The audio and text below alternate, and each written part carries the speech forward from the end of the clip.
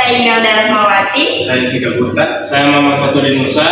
Di sini kami dari kelas B akan melakukan observasi di PT Vera Dahman Indra Prima. Oke guys, jangan lupa ikuti vlog kita.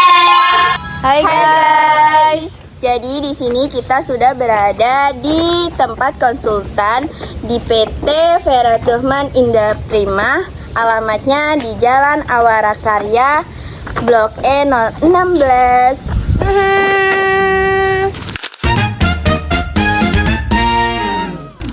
Selamat sore. Baik, saya izin bertamu dan akan menanyakan beberapa pertanyaan. Jadi pertanyaan yang pertama itu, bisakah diceritakan secara singkat mengenai sejarah berdirinya konsultan ini? Oke ya. Sejarah berdirinya konsultan ini sebenarnya lahir dari latar belakang pribadi saya sebagai engineer.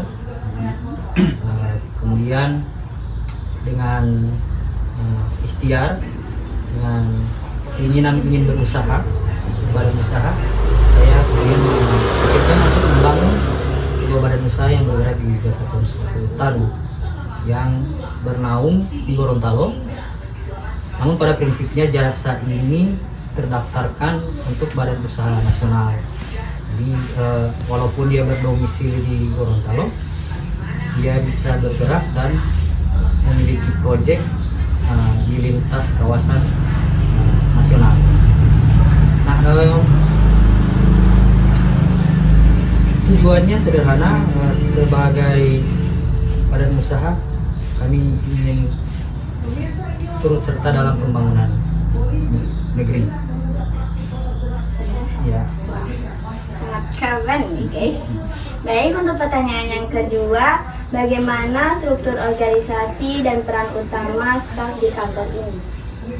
Oke, organisasi ini pada landasan hukumnya didirikan memiliki dua aspek pengelolaan. Yang pertama ada di bagian direksinya yang dipimpin langsung oleh direktur. Kebetulan masih bertugas di lapangan sendiri, mengecek kegiatan-kegiatan di lapangan. Kemudian di atas dari bagian direksi tersebut ada komisioner atau pengawas badan usaha yang dimana diisi oleh salah seorang komisaris selaku pemilik, yaitu saya sendiri. Nah, di luar dari manajemen itu kita punya tim teknis, ada kelasnya tenaga ahli, tim leader dengan komponen tim leader, komponen tenaga ahli yang strukturnya di bawah tim leader seperti tenaga ahli arsitek, tenaga ahli kesipilan, tenaga ahli mekanikal, elektrikal. Nah, kemudian di bawahnya lagi kita masih punya tenaga engineer muda, ya seperti pengawas, seperti drafter, surveyor, dan dibantu oleh salah seorang petugas administrasi yang mengelola administrasi perkantoran maupun administrasi proyek hingga lingkup administrasi keuangan kelembagaan perusahaan. Berarti ini kantor milik Bapak sendiri? Usahanya milik saya secara pribadi, namun kantor itu kita berbadan hukumnya umum. Jadi barang siapa yang menjadi anggota direksi atau di lingkup direksi, berarti istilahnya ada saham, ya, ada sebagian saham dari badan usaha itu akan mereka miliki. Namun mayoritas saham atau kepemilikan itu adalah pada pribadi saya sendiri. Untuk pertanyaan selanjutnya itu, bagaimana jenis layanan utama yang ditawarkan dan tipe klien yang biasa dilayani? Nah, ini menarik ya. Jadi jasa layanan di konsultan kami itu lingkupnya sipil, arsitektural, kemudian manajemen, kemudian ada advis itu jasa nasihat atau bantuan nasihat. Kalau boleh dijelaskan secara ringkas, kalau jasa sipil itu kita misalnya supervisi atau pengawasan baik di gedung, transportasi jalan atau jembatan, atau bangunan infrastruktur air seperti bendungan, pelabuhan. Nah, kemudian ada jasa manajemen konstruksinya juga. Jadi kita bisa memanage sebuah pembangunan konstruksi melalui dampingan badan usaha kami. Nah, kemudian di jasa arsitektural itu spesialiskan itu interior dan modeling. Nah, kenapa kita tidak terlalu ambil, kalau di sini kan biasanya konvensional, masih banyak yang konvensional itu misalnya arsitekturalnya, jasa arsiteknya itu terbatas hanya pada desain, tidak sampai kepada modeling. Jadi desain itu misal mereka hanya menggambarkan detail engineering design, mendesain sebuah bangunan lewat gambar. Nah, kita mainnya di interior, kemudian yang tadi saya bilang modeling tentu kita mentransfer keinginan konsumen maunya seperti apa, kemudian kita transfer menjadi model terindah secara visual sesuai keinginan konsumen tersebut. Nah, kalau di jasa mekanikal dan elektrikal itu kita masih sangat lingkupnya masih sangat kecil, jadi hanya kepada instalasi gedung, instalasi internal gedung. Jadi kalau sudah instalasi listrik bagian unit per unit kita belum sampai situ. Nah, kemudian kalau mekanikal kita hanya mesin-mesin sederhana seperti pompa air rumah misalnya dan sebagainya. Nah, kalau di jasa bantuan teknis atau etis itu kita layanannya memberikan nasihat misalnya ya kayak misal profesional pendidik kemudian memberikan arahan kepada orang yang dididik seperti itu. Kalau bayangannya secara kira-kira. Baik, pertanyaan berikutnya, bagaimana alur kerja proyek secara umum seperti dari pengajuan klien sampai penyerahan? Oke. Jadi proyek yang kami tangani ini terdapat dua aspek ya. Pertama aspek konsumen atau kliennya di bidang pemerintah, kemudian aspek kliennya juga bidang swasta. Itu berbeda penanganannya hingga serah terimanya. Karena kalau kita bicara pemerintah punya tata aturan yang berlaku dan wajib mengikuti dan dipatuhi oleh setiap pengguna jasa, bukan hanya kami, seluruh pengguna jasa baik konsultan maupun kontraktor yang tersebar di seluruh Indonesia. Nah, itu merujuk kepada peraturan presiden, ada Perpres, dari Undang-Undang Jasa Konstruksi dulu, kemudian ada Perpres, hingga turunan terakhirnya itu biasanya adanya Perka LKPP atau tunjuk list. Nah, kita tentu mengikuti bidding atau lelang pengadaan. Setelah kita menang, kita tanda tangan kontrak. Di dalam kontrak terdapat klausul, misal waktu pelaksanaan pekerjaan berapa lama, kemudian apa-apa yang tenaga yang harus kita siapkan, kemudian peralatan apa yang kita harus sediakan, kemudian berapa besaran dana yang harus disepakati, kemudian bagaimana tata cara pembayaran dari pemerintah ke kami, itu diatur sampai di akhir perjalanan itu namanya, kalau kita sudah selesai proyeknya, namanya ada serah terima yang dituangkan dalam berita acara serah terima kerjaan. Itu kalau pemerintah. Tapi kalau swasta itu biasanya ringkas dalam artian si owner ini, si klien ini, dia absolut itu saya yang berkehendak terhadap diri saya sendiri. Ketika maunya saya seperti ini, ya kita mesti ngikutin. Kalau di pemerintah, saya dan pejabat pemerintahnya, walaupun punya keinginan, kita diikat oleh aturan. Kita tidak bisa keluar dari koridor aturan. Tapi kalau dengan swasta itu besok ownernya bilang, Pak ini ganti orang ini orangnya Bapak masuk setengah 10, orang kerja yang harus diawasi dari jam kerja, besok mesti saya ganti. Gitu. Macam-macam. Jadi dengan swasta itu kita mesti hukum Newton ya, aksi reaksi. Jadi ketika si ownernya komplain, kita harus gercep, gerak cepat untuk melakukan perubahan. Kira-kira begitu. Oke, baik, untuk pertanyaan selanjutnya akan ditanyakan oleh teman saya. Baik, untuk pertanyaan selanjutnya, perangkat lunak atau teknologi apa yang umum digunakan dalam kantor? Misalnya seperti CAD, BIM,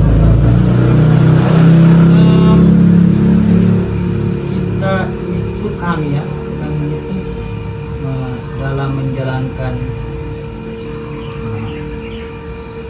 profesional engineeringnya, kita dekat dengan Excel untuk Microsoft Excel untuk menghitung kuantitas pekerjaan, termasuk merancang anggaran biayanya. Untuk desain kita menggunakan AutoCAD, SketchUp, sama Lumion untuk modeling. Kemudian untuk surveyor, untuk pemetaan kita menggunakan ArcGIS, kita menggunakan AutoCAD Civil. Kemudian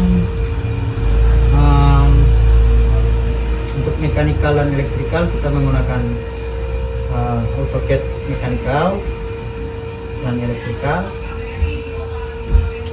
Dan tambahan untuk mapping juga kami menggunakan fasilitas bawaan dari DJI Mapping Drone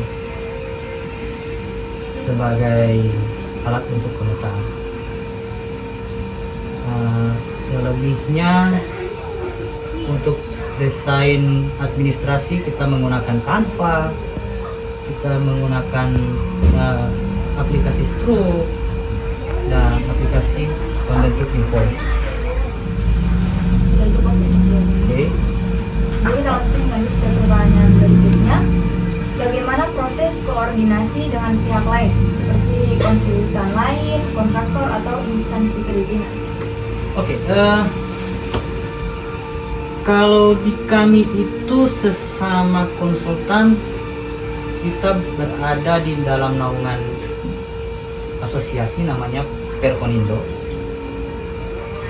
Tentu ada beberapa badan usaha konsultan yang terdaftar sebagai anggota dan kami saling bertatap muka untuk sharing bagaimana kami itu mengelola perusahaan, kemudian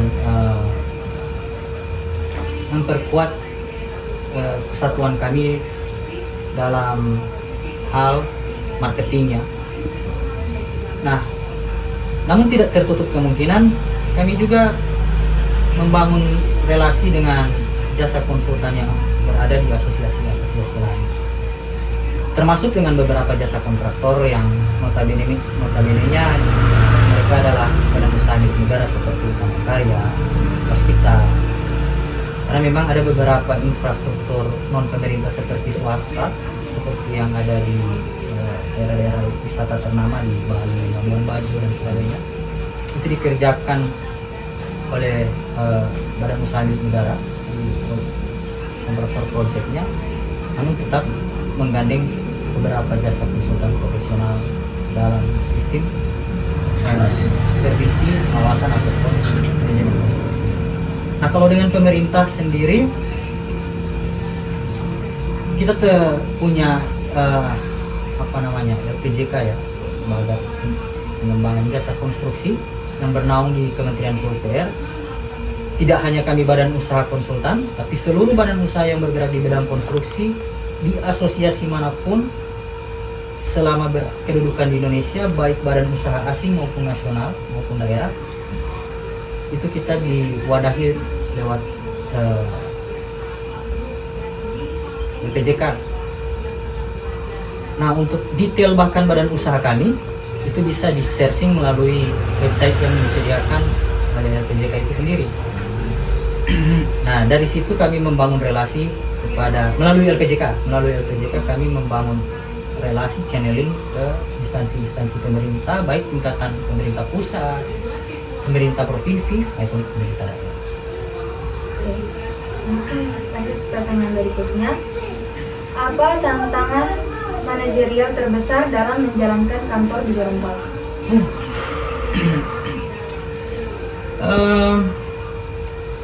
Tentunya Gorontalo bukan kota sebesar Jakarta ya, bukan kota bahkan sebesar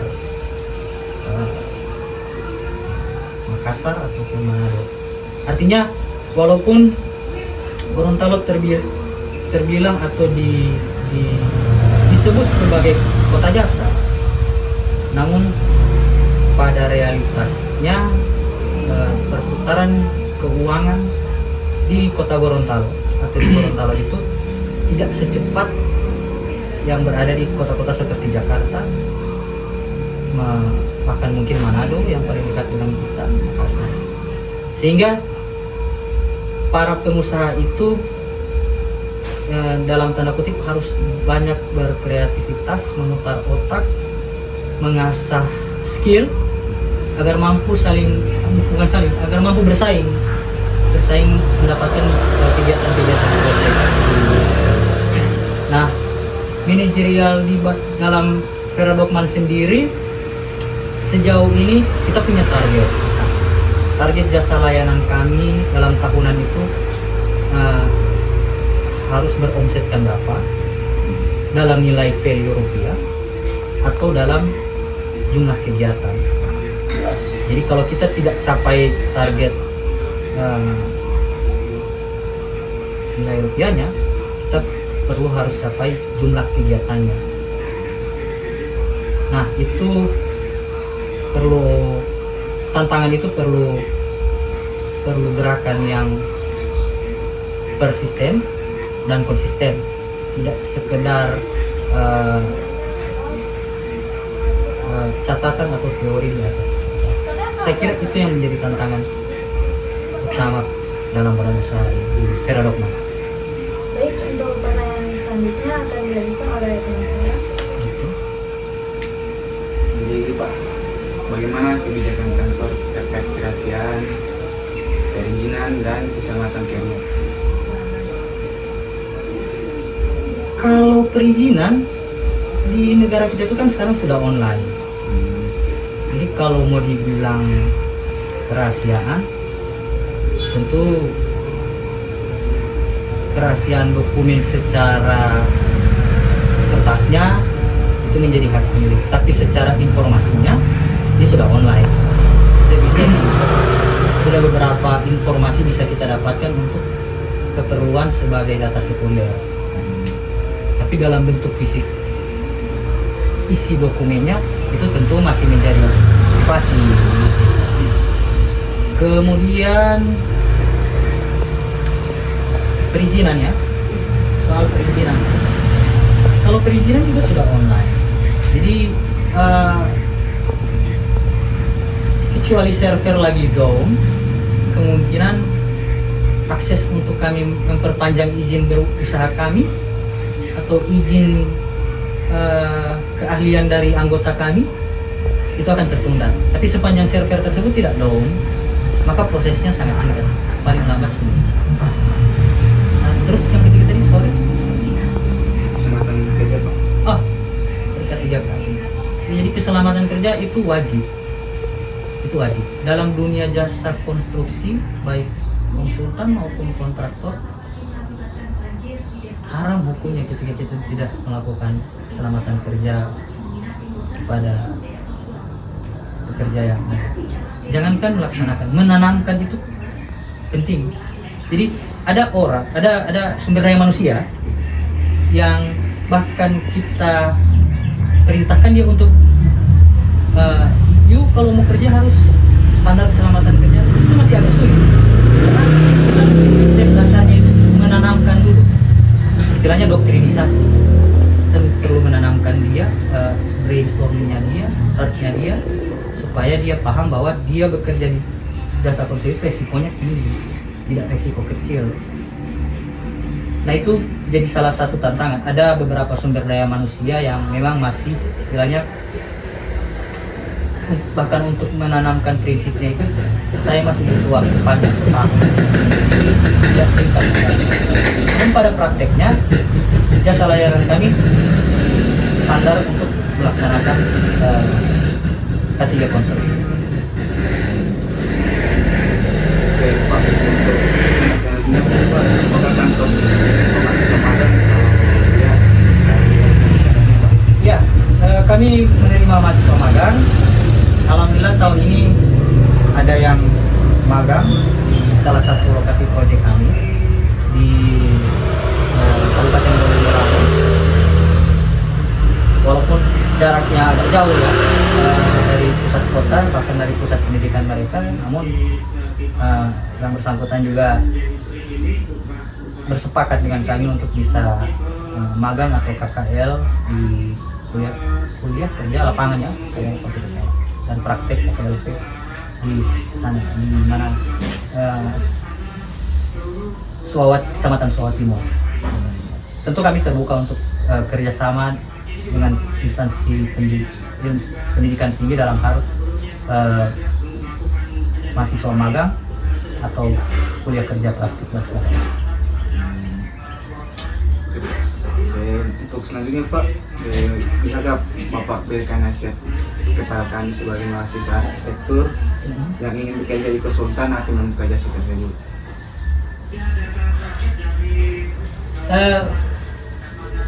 Nasihat ya,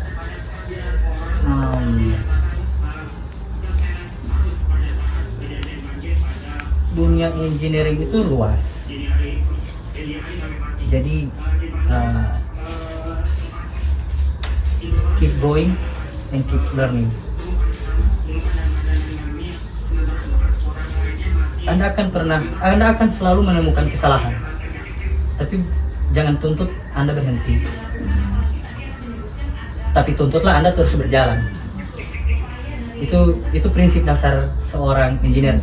Baik dia berlatar belakangnya nanti setelah sarjana dia akan meneruskan jenjang perkuliahan menggapai cita-cita sebagai tenaga pendidik atau tenaga engineer profesional di konsultan maupun di kontraktor.